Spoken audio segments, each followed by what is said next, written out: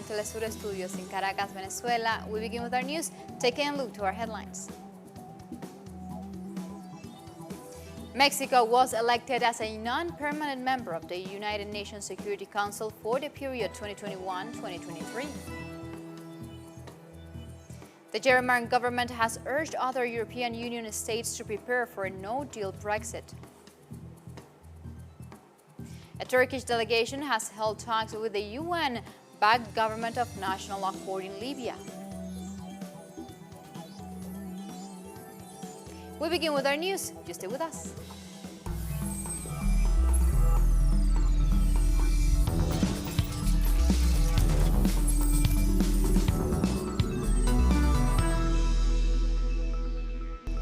This Wednesday, Mexico was elected as a non-permanent member of the United Nations Security Council for the period 2021-2023.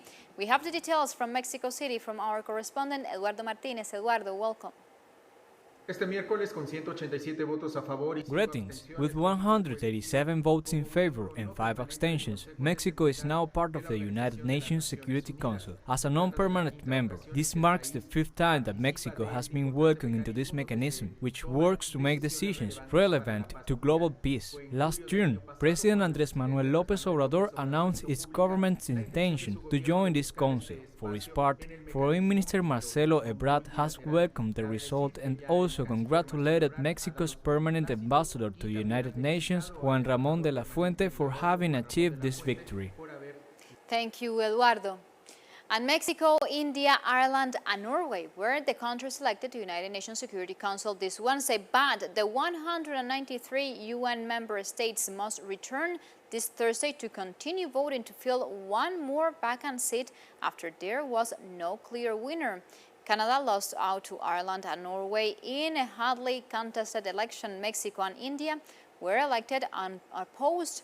Kenya and Djibouti were competing for the final seat, but there was no clear winner. That's why they are going this Thursday again. To ensure geographical representation, seats are allocated to regional groups, but even if candidates are running unopposed in their group, they still need to win the support of more than 2/3 of the UN General Assembly. The new members will start their 2-year term on the 15th member council on January 1st, 2020. And Mexico reports a surge in COVID-19 figures, surpassing 19,000 deaths as the pandemic in Latin America continues to worsen. At a press conference in Mexico City, the health minister reported that the country now records 159,793 confirmed cases and 19,080 fatalities. So far, Mexico City and Mexico State are the two regions worst affected. Meanwhile, the government has made a call to the population to respect social distancing measures and lockdown measures which remain imposed. In Peru, a group of health workers protested to demand proper protection equipment against COVID-19.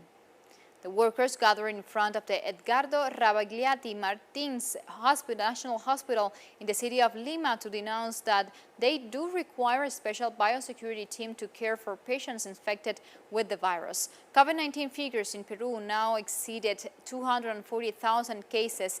The protest also demanded that authorities grant a bonus of $250 per month to all medical personnel working in critical areas. We represent 12,000 nurses from Social Security who are in the first lines of battle. After more than 90 days of quarantine, we are asking for personal protective equipment. Today we have surpassed 7,000 deaths due to this pandemic. We are at nearly 240,000 patients, and it's the 94th day of the quarantine that has been badly handled, without any social support. The Brazilian Supreme Court restarted on Tuesday to trial on fake news investigation, which has been promoted by President Bolsonaro's allies against court magistrate judges. Brazilian Judge Edson Fachin stressed that the procedure is constitutional as long as norms are observed. Meanwhile, 10 judges will also analyze the way to open the case, which was introduced by the Sustainability Network last year. Following orders of Ministers Moraes, Brazilian Federal Police conducted last May 29 registers and signing of documents connected to the case and that had belonged to politicians, entrepreneurs, and allies of President Bolsonaro. The trial will resume after a legal recourse was approved on June 10th to look into fake news allegations over magistrate judges. In Venezuela, President Maduro offered an update on COVID-19 figures this Wednesday, noting it was the most bitter day of the epidemic in the country. President Maduro reported 159 new locally transmitted COVID-19 cases, of which 132 occurred at Las Pulgas market in the city of Maracaibo. Meanwhile, 72 cases were imported, of which 56 were nationals returning from Colombia and 16 from Brazil. The Venezuelan president stressed that the new special measures are under consideration and will be announced to protect the Venezuelan population as new cases entering the country irregularly from Colombia and Brazil pose a threat to major Venezuelan cities. President Maduro also stressed that, according to a book to be published by former U.S. National Security Advisor John Bolton, President Trump was considering an intervention in Venezuela. According to the memoirs, with no known publication date, Trump stated that invading Venezuela would be cool. Invading Venezuela would be a cool thing. Soldiers, police, workers, listen to this. Invading Venezuela would be a cool thing. Donald Trump still believes that. He also wrote that the president said that Venezuela was already part of the United States. In other words, that we are not Venezuelan, we are gringos. There it is. The truth is being revealed. The truth is coming out about what we have been dealing with and what we have defeated during these years, 2019 and 2020, and we will continue to defeat. Venezuelan President Nicolás Maduro stressed that, according to a book to be published by Bolton, U.S. President Donald Trump also intended to invade Venezuela in order to annex it. Trump intended to invade Venezuela in order to convert it into United States territory. This is the breaking news today because of the release of the book by John Bolton, who is an American diplomat and ex-advisor to President Donald Trump. Bolton revealed that President Trump considered Venezuelan opposition leader Juan Guaidó as weak and childish in comparison with President Maduro. After this took place in Venezuela, U.S. President Donald Trump has sued his former National Security Advisor John Bolton in an attempt to block the publication of his memoirs, which he claimed are filled with classified information. The book addresses an array of topics such as chaos in the White House, the president's inconsistency and haphazard decision-making process, and his dealing with allies and enemies alike. Bolton's lawyers says the White House is using national security justifications as an excuse to stop him from talking, which could lead to criminal charges. Time for a first break. Remember, follow us on Twitter at Telesur English and on my account at Laura P. Telesur.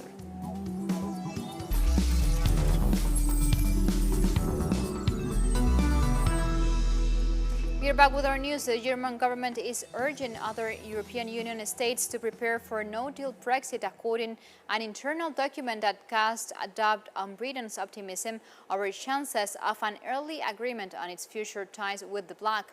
Britain left the European Union on January 31st, and their relationship is governed by a transition arrangement that keeps previous rules in place while new terms are negotiated. Prime Minister Boris Johnson, who confirmed last week that Britain has no intention of extending that transition beyond 2020, wants to strike a free trade deal quickly. The President of the European Commission, Ursula von der Leyen, has said that it is time to talk about racism openly and honestly in the midst of the ongoing protests sparked by the police murder of George Floyd in the United States. And let us look around here in this very hemicycle. The diversity of our society is not represented, and I will be the first to admit things are not better in the College of Commissioners or among the European Commission staff. And this is why I say We need to talk about racism and we need to act. It is always possible to change direction if there is a will to do so. In Belgium, dozens of freelance interpreters working in European Union institutions have demonstrated in front of the European Parliament over a lack of financial assistance during the COVID-19 pandemic. Protesters say after virus lockdowns were implemented, their work has all but dried up. And now, with a usual summer break around the corner, many will go without 5 months of income this year. Interpreters say they feel abandoned by the European Union and are angered by the lack of financial aid while the body continues to preach solidarity. Around 1,200 freelance interpreters usually ensure simultaneous interpretation across the European Union's 24 languages during conferences and events. The International Association of Conference Interpreters is negotiating the European Union agencies to do better than their offer of an advance to be paid back when normal interpreting work resumes.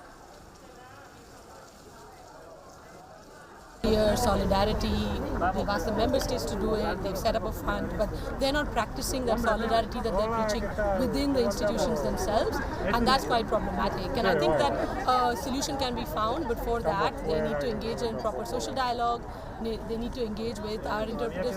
Mid-June, July's around the corner. We don't work in August anyway. That will take us through to September, and at that point that will be roughly 5 months that some of us will have had no income and all of us will have suffered from a marked drop in our income.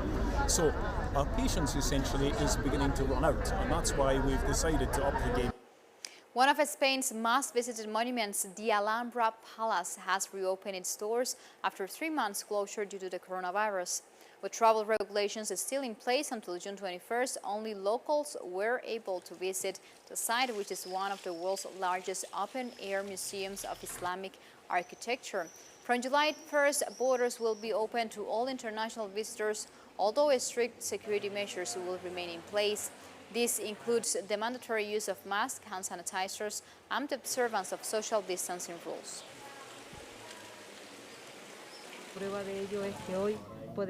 Today we can open with all the safety guarantees. We are at 50% of our capacity for visits because we are in a phase 3, with all the measures set by health authorities to guarantee both the safety of our workers and the safety of the people who are going to visit us from now on. This is fundamental for us. Time for another break. You just stay tuned with us. We'll be right back.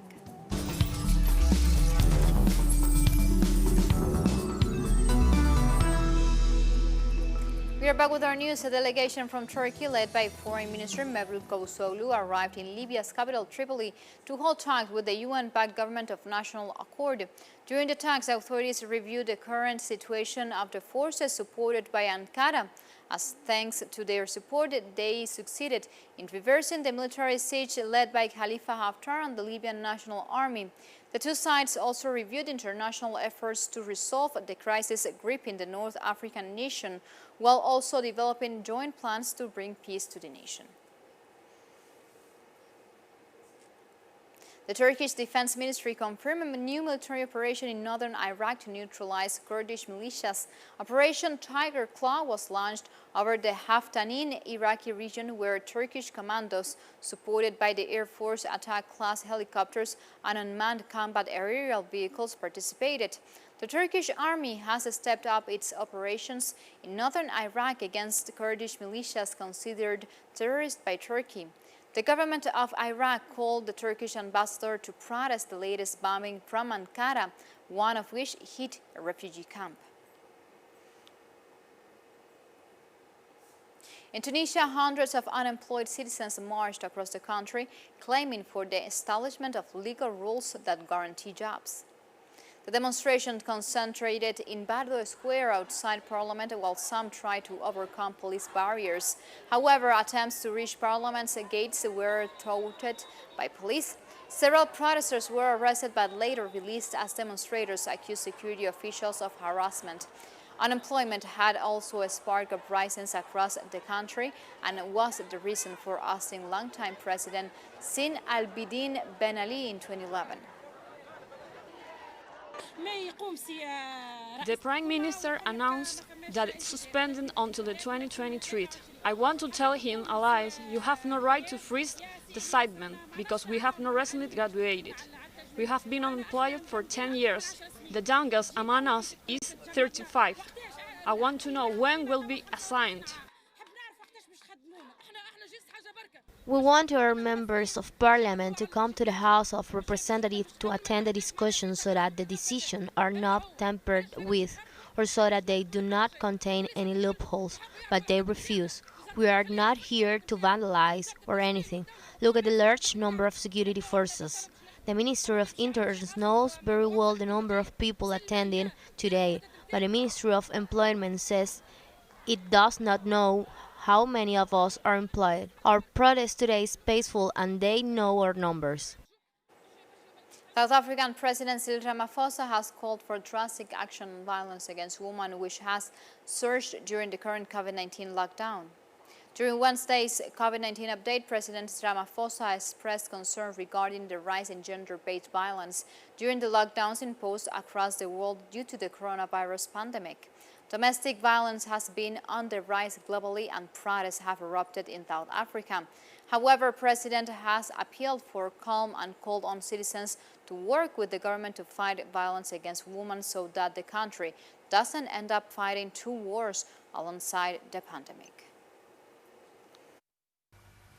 At a time when the coronavirus pandemic has left us all feeling vulnerable and uncertain, violence is being unleashed on the women and children of our country with a brutality that defies any form of comprehension. By looking away, by discouraging victims from laying charges, by shaming and insulting women for their lifestyle choices or their style of dress, we become complicit in these crimes. The UN Refugee Agency has relocated over 30,000 Nigerians who fled into neighboring Niger following a rise in attacks by militias. Niger's Maradi region has become a temporary shelter for Nigerian refugees displaced by armed groups. Despite border closures due to COVID-19 restrictions, the refugees have been allowed to enter Niger to receive aid and basic health care. The insecurity at the border and influx of refugees has further displaced 23,000 Nigerians in their own country.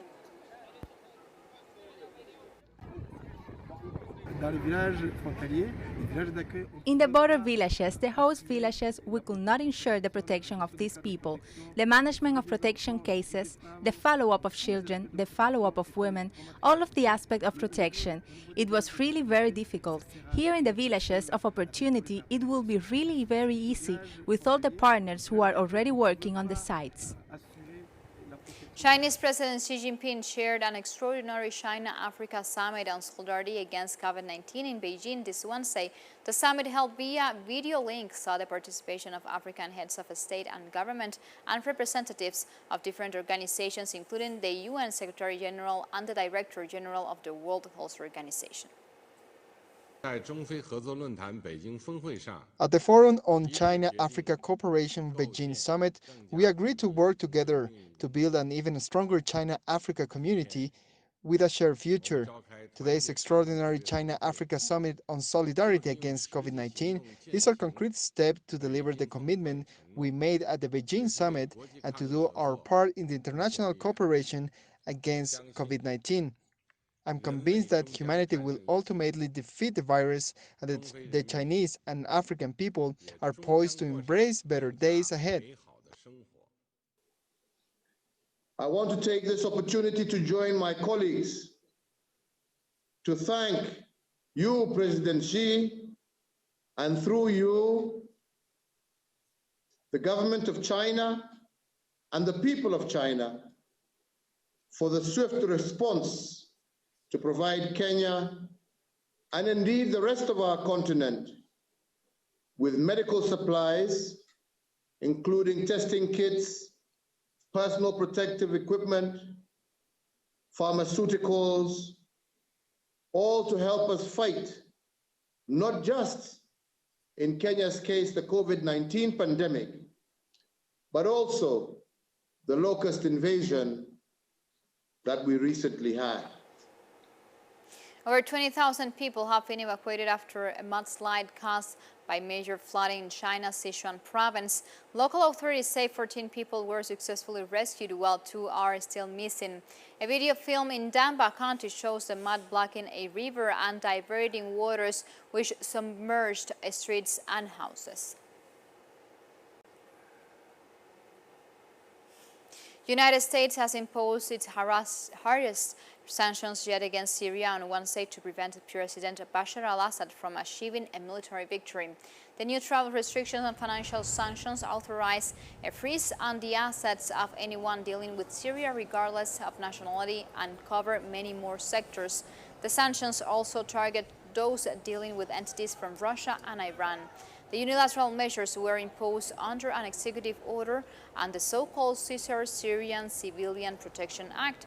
U.S. Secretary of State Mike Pompeo said the new steps were the start of a sustained campaign of economic and political pressure against President al-Assad and vowed more in the coming weeks. Russia, China, and Syria have strongly condemned the move, which comes in the face of the Syrian government's advances against U.S.-backed terrorists and at a time when the country is facing a severe economic crisis.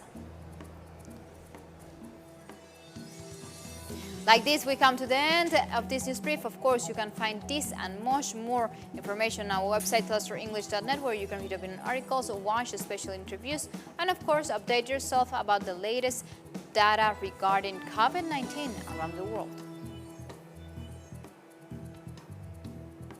The invitation is made. You continue with us with Telesur, always together, connecting our global thousands. Until next time, thank you for watching.